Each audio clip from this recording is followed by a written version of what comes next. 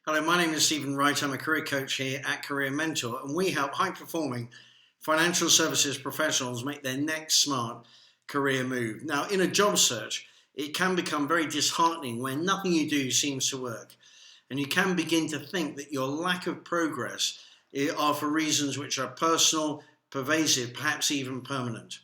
In my experience, and in my opinion, it's really important during a job search to put great emphasis on what you can control and take action on that and not worry about those things that are out of your hands. In a job search, there's so many things that are out of your control. The state of the economy, the appetite for the firms that you have, for the skills that you and the experiences that you have, the strength of the competitors for a particular job position. There's so much out of control that, in fact, I think that if you begin to worry and think about all those things that are out of your control, you're wasting two really precious assets that you have, which are your emotional energy and your time. In fact, it can be the case that people who really put focus on what they can't control either end up in some sort of panicky frenzy of overactivity, most of which is ineffective, or perhaps they go downward into some sort of malaise where doing even just anything seems pretty pointless and hopeless. So there is an antidote for this. And the antidote, in my view, is really focusing on what you can control and taking action on that. Let's go through some examples in the job search context and focus in particular on those things that you can control with regard to getting a job interview. I think there are four things for us to think about. The first is the quality of your targeting. Become really clear about what your criteria are for any job and for any organization that you want to work for, and then have really high quality targeting, identifying firms and organizations which fit closely with what it is that you're looking for. In fact, one better, you can really investigate those organizations and be able to answer the question, which may well come up in interview: why do you want to work for us? So you need to be able to answer that in a pretty pithy bullet point fashion. Also, in targeting, you can then identify the people who you then want to reach out to. They may include people in the C-suite, the people leading the department that you want to join, or perhaps the right person in HR.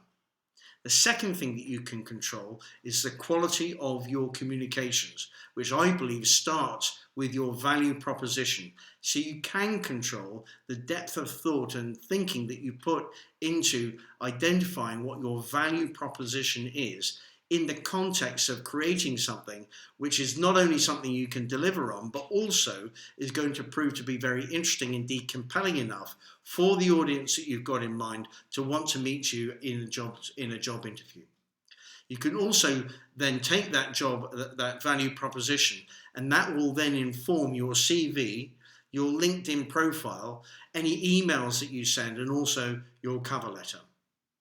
Next thing to consider that is in your control is the quantity of the outreach messages that you put out there. Now, quality is more important than quantity, but quantity does count. So, for example, I think that you are much more likely to get some sort of positive response if you send out 10 messages than just one in any particular time frame. I'm not suggesting that you should go on some sort of blitzing spam campaign.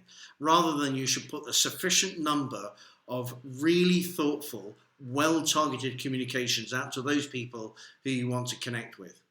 Next thing, the fourth thing, is to think about the way in which you react to any responses that you do or don't get. So the ideal, of course, is that you reach out and some people respond and say, well, actually, we'd like to engage in a conversation. That then leads on to a job interview. Fantastic. You may not get any response at all. And rather than just sort of feeling rejected and defeated, you can think, well, actually, did they really get my message? Perhaps it went into their spam filter. Maybe I need to communicate with the same person, but through a different channel. You may get some sort of response, which is thanks, but no thanks. And that's great because at least you know that they got your message, and you can say to that response, thank you so much for getting back to me, and I appreciate that you're not looking for somebody with my skills and experience just at the moment. If, however, that changes through time, please do let me know. And by the way, if you do know anybody who may need somebody with my skills and experience right now, please do put me in touch with them. That would be great.